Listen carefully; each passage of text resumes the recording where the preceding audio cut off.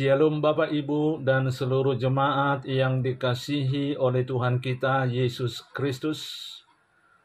Puji dan syukur atas kemurahan Tuhan yang telah memberkati kita hingga pada penghujung minggu ini.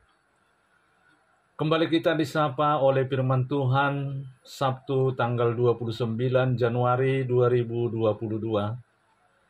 Yaitu yang tertulis dalam kitab Efesus pasal 1 ayat 11, demikian firman Tuhan. Aku katakan di dalam Kristus, karena di dalam Dialah kami mendapat bagian yang dijanjikan. Kami yang dari semula ditentukan untuk menerima semua bagian itu sesuai dengan maksud Allah, yang di dalam segala sesuatu bekerja menurut keputusan kehendak-Nya. Di bahasa Batak didok, ai di bagasan ibana do dapotan partalian hita akan naung tinudo nahian. Marguru tutahini napatulusson sasudi, mangihutton padok ne rohana. Di sido yang gusahatna.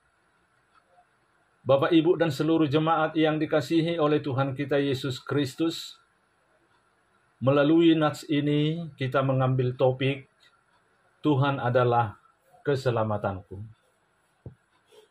Surat Efesus ini ditulis oleh Paulus ketika dia sedang berada di dalam penjara. Tujuan Paulus menulis surat ini karena keadaan jemaat Efesus pada saat itu melakukan penyembahan terhadap dewa Artemis, atau yang disebut dengan dewa kesuburan. Melihat keadaan ini, tergeraklah hati Paulus untuk mengirimkan suratnya kepada jemaat Efesus. Surat ini berisikan perintah dan himbauan untuk hidup di dalam Kristus. Paulus menggambarkan suatu kesatuan yang tidak dapat dipisahkan antara manusia dengan Tuhan. Jemaat adalah sebagai tubuh, dan Kristus adalah sebagai kepala, agar mereka hidup rukun dalam kesatuan mereka sebagai umat yang percaya kepada Kristus. Apakah yang dijanjikan Allah bagi kita? Ialah, jadilah pewaris kerajaan Allah. Hiduplah penuh dengan pengharapan hanya kepada Tuhan, jangan kepada Baal. Hidup di jalan Tuhan adalah pilihan. Kita telah memilih Tuhan sebagai sumber kehidupan dan keselamatan kita. Berarti kita menyerahkan hati dan pikiran kita untuk dibimbing oleh Tuhan dengan segala kekuatan dan kasih-Nya. Sebagai pewaris kerajaan Tuhan, berarti kita sudah dipenuhi oleh Roh Kudus, dan melalui kehadiran Roh Kudus, kita ditebus dan diselamatkan. Yakin dan percayalah bahwa Tuhanlah yang memberikan keselamatan. Dialah milik kita satu-satunya yang paling berharga bagi kita. Untuk itu Bapak, Ibu, dan seluruh jemaat yang dikasihi oleh Tuhan kita Yesus Kristus, marilah kita memuji Tuhan karena kemuliaan dan segala kebesaran-Nya. Amin. Kita kembali berdoa. Terima kasih Tuhan atas waktu yang telah Tuhan berikan kepada kami untuk mendengarkan firman-Mu pada saat ini. Firman-Mu yang telah kami dengarkan Tuhan, berkatilah supaya menjadi penuntun di dalam kehidupan kami.